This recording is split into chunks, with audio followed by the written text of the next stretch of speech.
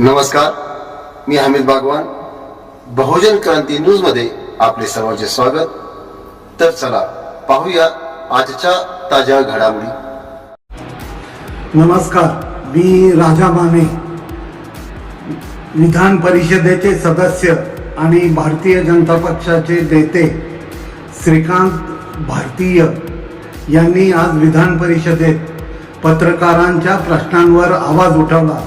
त्याबद्दल मी राज्यातल्या तमाम पत्रकार आणि पत्रकारांच्या संघटनांच्या वतीनं त्यांचं मनापासून आभार मानतो.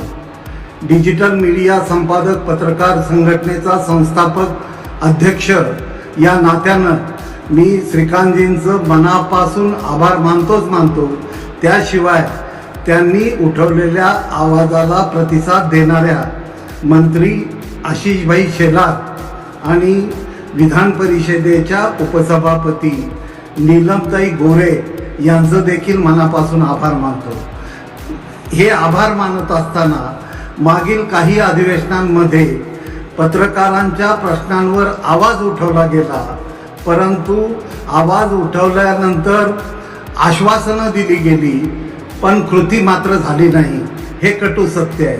तर माझं सरकारला विनंती राहील, आशिषजी शेलार आणि श्रीकांत भारतीय यांना देखील विनंती राहील की आपण जे प्रयत्न करतो म्हणून जाहीर केलं आहे, तर त्याची अंमलबजावणी कशा पद्धतीनं गतीनं होईल यासाठी आपण डोळ्यात तेल घालून आम्हाला मदत करावी.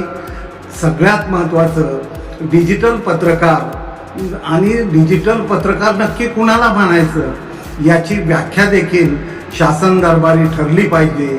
त्याशिवाय महाराष्ट्रात जे आज डिजिटल पत्रकारांचं खूप मोठं पीक फोफावलेलं आहे, याला शिस्त लावण्याचं काम, कायद्याच्या चौकटीत बसवण्याचं काम आपणच करू शकता आणि निश्चितपणानं आपण ते कराल. डिजिटल पत्रकाराला अधिकृतपणे पत्रकार म्हणून मान्यता देण्याबरोबरच ज्या ज्येष्ठ पत्रकारांचे सन्मान आणि पेन्शन, ज्याला पेन्शन म्हणतो आपण, ती पेन्शनची अनेक प्रकरणं प्रलंबित आहेत, त्या प्रकरणात देखील आपण लक्ष घालावं.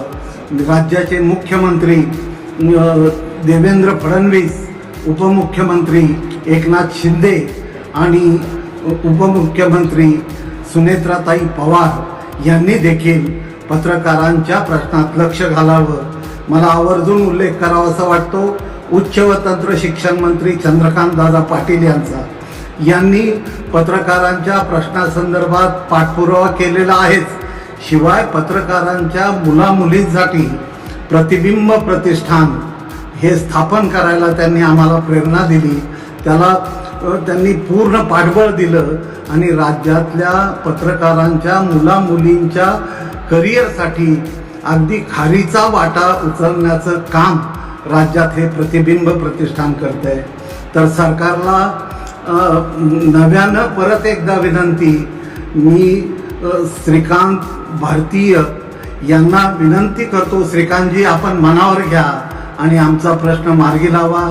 जय हिंद, जय महाराष्ट्र.